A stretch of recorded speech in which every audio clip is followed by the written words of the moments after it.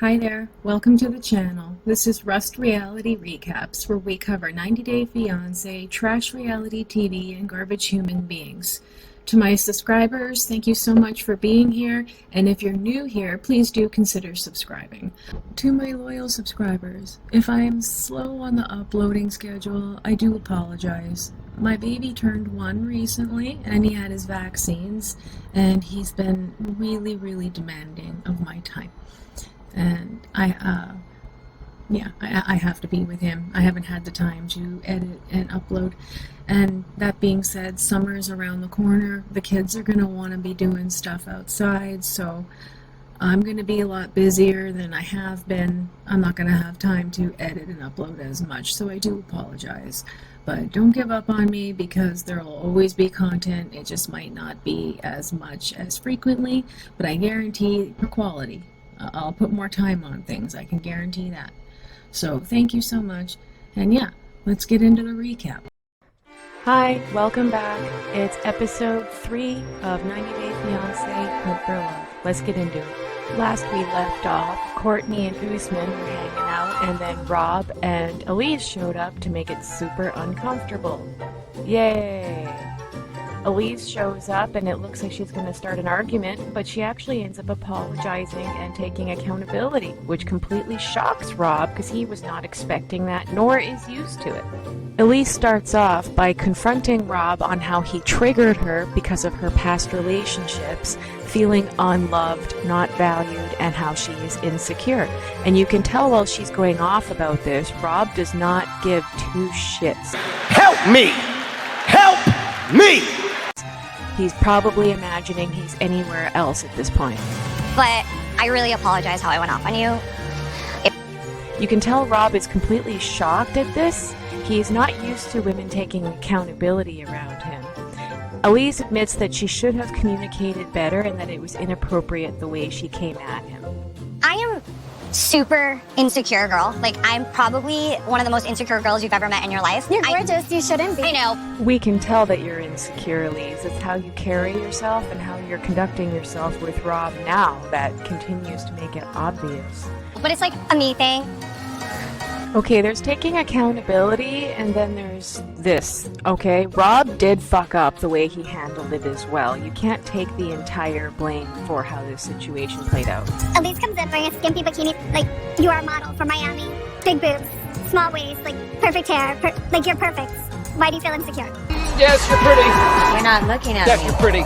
Do you think I'm pretty?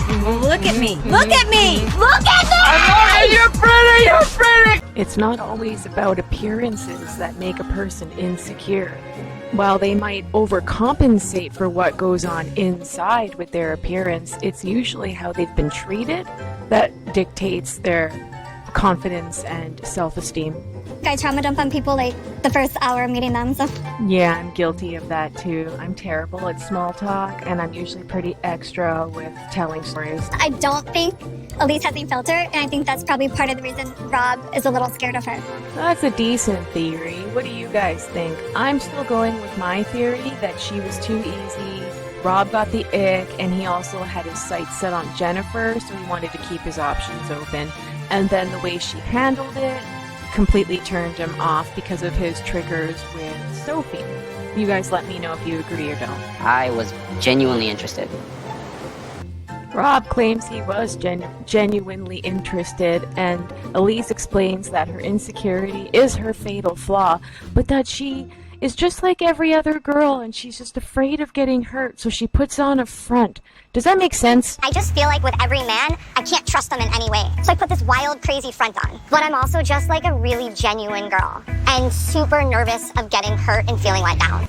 I'm sorry, but maybe I'm being a nitpicking bitch. She contradicts herself so much. How can you be a super genuine girl if you put on a wild, crazy front because you're so insecure and untrusting? ELISE admits that she handled it poorly and then asks Rob if they can just push it past them and see where things go. And you can tell Rob is like, okay, I still got this option as my backup. Okay. I mean, I'm feeling like, I appreciate her apology. If you're telling me that you get it and you're sorry, then maybe I shouldn't be writing ELISE off completely. I think that was a mistake that you're going to live to regret, my friend. You need to not lead this girl on and just be straightforward what your intentions are. Next, Colt shows everyone his masturbation pillow that has his own face on it. Is that you? That is me. It's been a few years. I mean, some people have themselves tattooed on themselves, some people have a shirt of themselves. A pillow, that's different. And the dating coach tries to help Colt because she noticed that he seemed nervous and afraid to fail. So she tries to encourage him to stop taking everything so seriously and quickly and take things slowly and have some courage to ask the girls that he's interested out on some dates and just see where they go as friends. You know, Colt is looking at her thinking, I'd like to ask you out, but she's married, so he has to back off.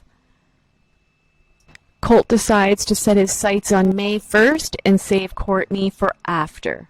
I'm here to meet people, to go out, to put myself out there, and anything better than just staying home in my room watching TV with a microwave. TV with a microwave or computer with a box of tissue? Which one is it, Colty?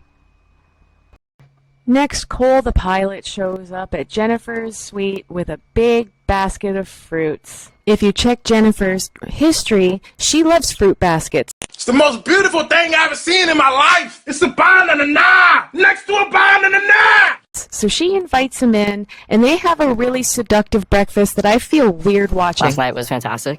I personally came here to dedicate myself to a specific person. Objectively the hottest person, possibly craziest, second to ELISE. You're moving in awful quickly. Don't leave any room for anyone else to wiggle in. Jen does make me a little bit nervous, but she does a really good job of making me feel comfortable, and I think we do really good with eye contact and nonverbal communication.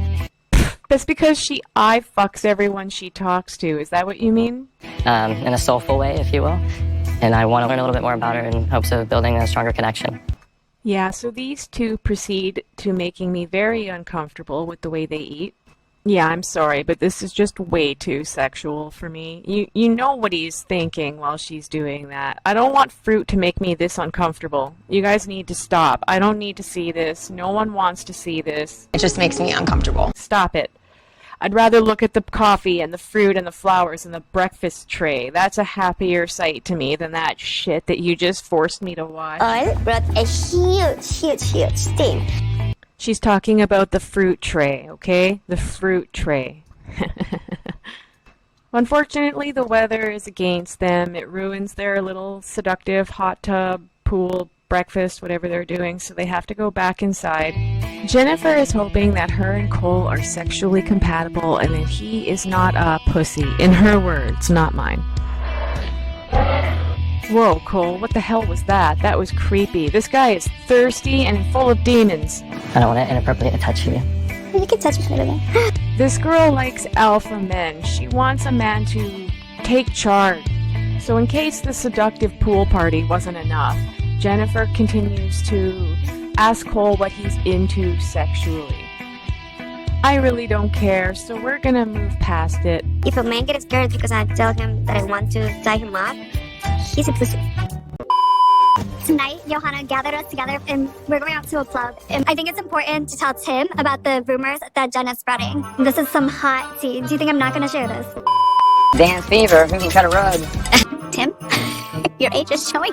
And like, with his thigh-high boots. Tim's excuse for the boots is that he used to be a goth kid. Oh my god, no way! And as a former goth kid myself, I don't see how that tracks because I wouldn't have and would not ever wear those boots. Next we have ELISE asking Usman of all people advice on how to handle Rob. What's Usman gonna teach you? How to get a PS5 out of him? What do you think I should do in this Rob situation? I mean, he's not doing what you're expecting. Like, that values, I understand. Like me, I'm doing it, and I'm not even getting any reward.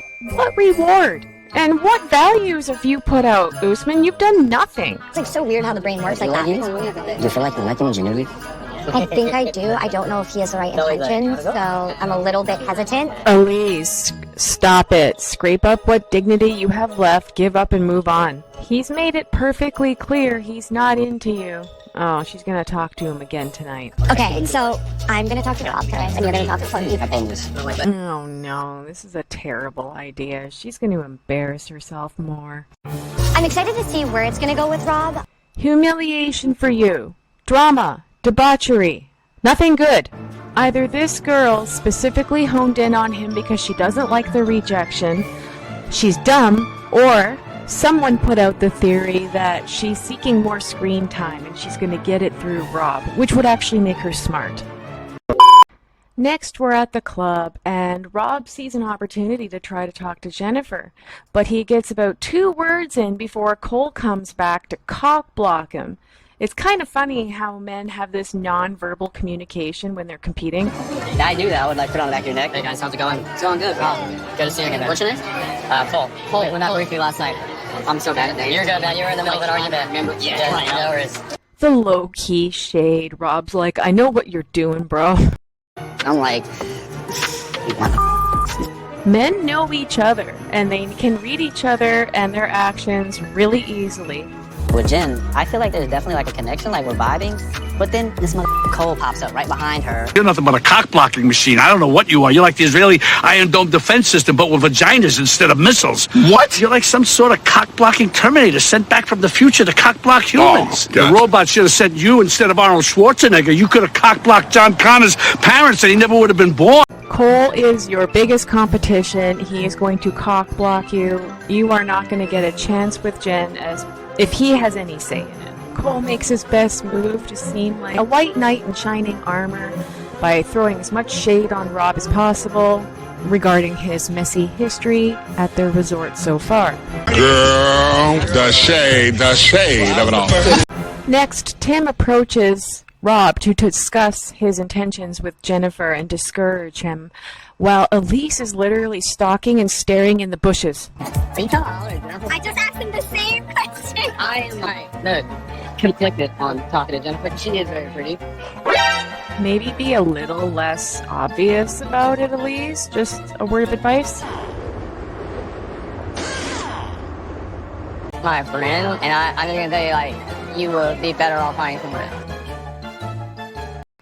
See, Tim, this is an example of you not getting Jennifer's name out of your mouth, and I know you're trying to be helpful, but Rob is not going to take your advice. He already has his sights set on her. You can tell by the expression on his face. He gives 0 fucks. Don't care, don't care, don't care, still don't care. I don't care, I don't care. Seeing much else around that I'm like vibing with, and you see that I was dealing with something way worse. Uh-oh, Rob just summoned her. Well, it's not a demon. Shh. It's not a demon. It is a demon. It's not a demon! Hey guys. Haha, that's what you get, Rob. That's what you get. No! God, please, no! But like, I see you talking to Jennifer, and like, you're like going up to Jennifer, and like, What's wrong with that? Oh no, she's doing it again. So they proceed to have the same argument they had yesterday. you don't determine my happiness. It's like, I'm a big girl. I am happy without you. What a pathetic display. Elise tells Rob that she feels like she can't do anything right with him, and he tells her that yelling at him on the second day was the wrong thing to do. And then she brings up how he shouldn't have rated her a 3 after making out with her, and then Rob's like, are you really still hung up on the 3? It's not about the 3, Rob! Everyone else, I just kissed three. me and talked to me for 4 hours straight. Seriously, still hung up on the 3. I can't believe how willfully ignorant Rob is being. It's not about the fucking ranking of the 3. It's the way you discarded her the next day like garbage. She doesn't handle rejection. Man, she tripping, bro. I don't know, bro. Like, she just like following me and getting mad at me. I said this last time and I'll say it again. Rob wanting to keep his options open at a singles resort after being recently divorced is perfectly fine and normal. It's the way he's going about it that's causing him problems, and he still doesn't know how to take accountability for himself. At least Elise tried. It circles right back into the same conversation. People are seeing this. People are hearing Elise and I kind of getting into it again. You and Sophie used to have pointless circular arguments as well. Do you notice the common denominator in this situation, Rob? It seems to be you. Man, like, I'm so over being in the middle of drama. Everything they do is so dramatic and flamboyant. It just makes me want to set myself on fire. It's funny how it's always the biggest drama queens and perpetuators of drama that say that. This conversation that we're having right now, we've had 3 times now. You say that like it's some sort of flex, but it just shows how poor your communication skills are if you have to have the same argument over and over again. ELISE essentially tells him just to keep her name out of his mouth and that they will both move on, and that's it. And Rob agrees, and she's out. Hopefully for good this time. Please, for your own dignity, ELISE, just move on. Please.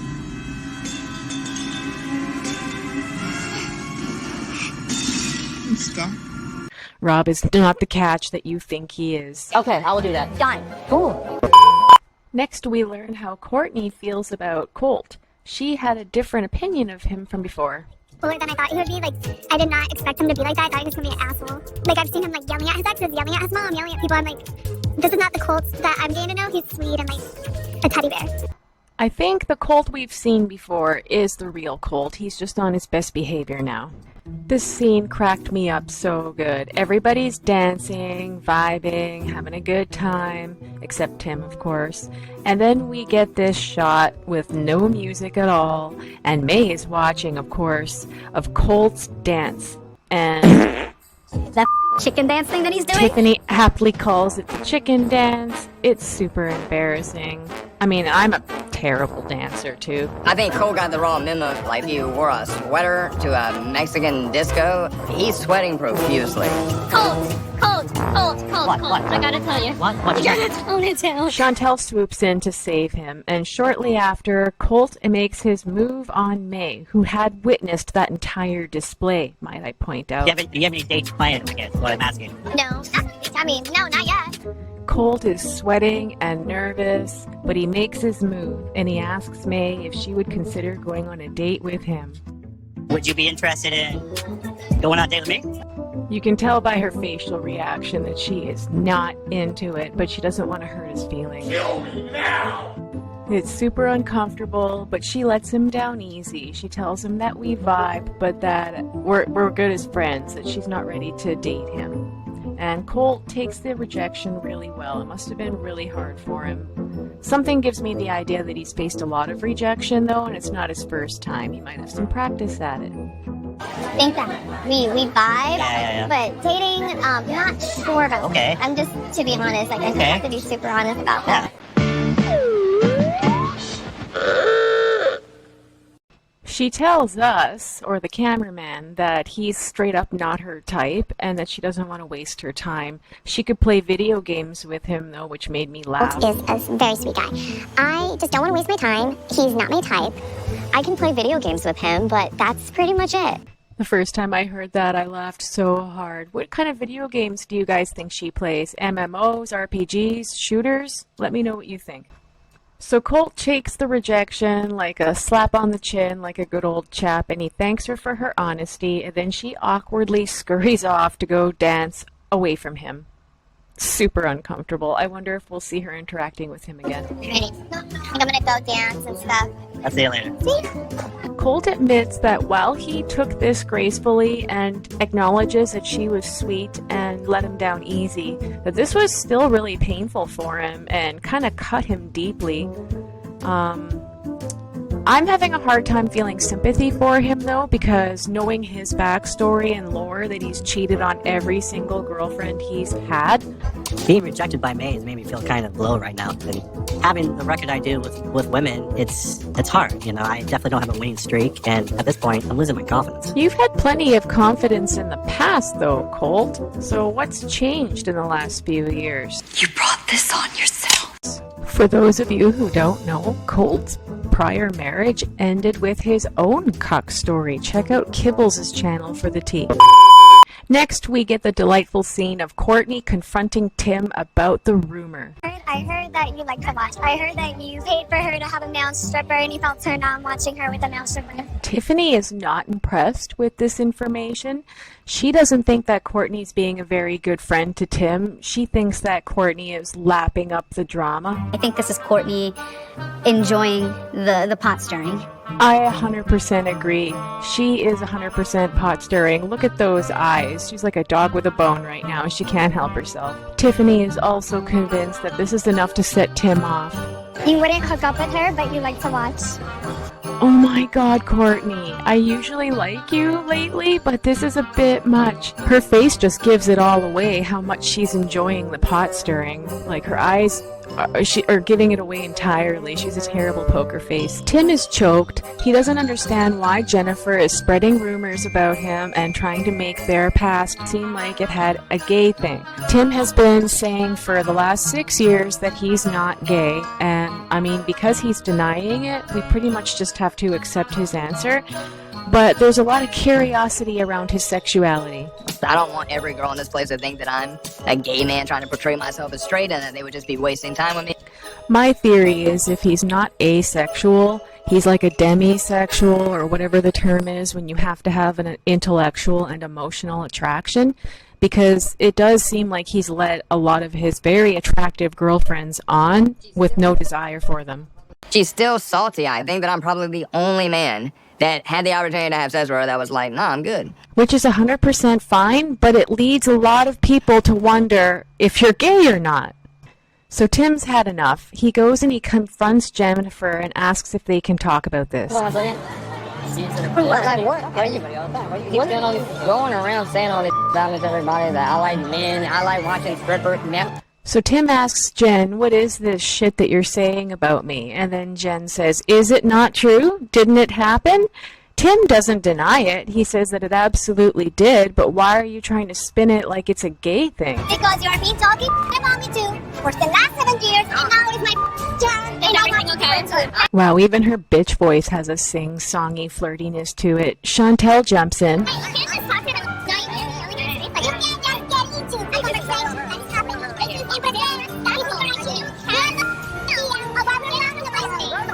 Everybody's acting like 5-year-olds and telling everyone to grow up, and that's where the episode ends. Next time, we'll have to see where it concludes. They always pull. Next time on 90 Day Hunt for Love. Why is he confessing her? This is none of your business. Here comes your friend. You got a present. Yeah, but you're the one that's like screaming. Shut the up. So pretty much more of the same. Everyone's screaming, acting like children. Don't you go to sleep before I beat you in Mario Kart. If I beat you, it disgusts me so much that he can move on so quick. This is unexpected, but I like it. I mean, they're definitely good. Rob and Jennifer will demonstrate how Netflix and chill works, and I wonder how ELISE is going to handle that. And Colty and Usman square off and have a men argument about who deserves Cortney and who doesn't. And Colt is not playing nice because he thinks Usman's a piece of crap who doesn't deserve her. What do you guys think? Who's better? That's all for now. That was episode 3 of 90 Day Fiancé Hunt for Love. I appreciate all my viewers so much. If you're new to the channel, please consider subscribing. I would love to get somewhat close to my goal of 100,000 subs. It would mean the world to help my tiny channel grow. And if you liked the video, hit the like button. It would really do me a favor with the algorithm. So do a kid a favor, help me out, and I'll see you guys next time. Thank you. I also wanted to mention that I'm thinking about starting a new channel for different content than recaps and making fun of public figures. I am thinking about starting a trauma dump channel where I just do various story times about my life, and yeah, if that's of interest to anybody, you know, you can check that out. It's not, I haven't actually put any work into it yet. I'm thinking about calling it Trauma Dumps with Rust. We'll see how it goes. But yeah, this summer is going to be more about spending time with the kids outside, so I'm not really going to be watching or editing things because it takes work. Editing is work. Thank you so much for watching and tuning in. Please subscribe. Bye.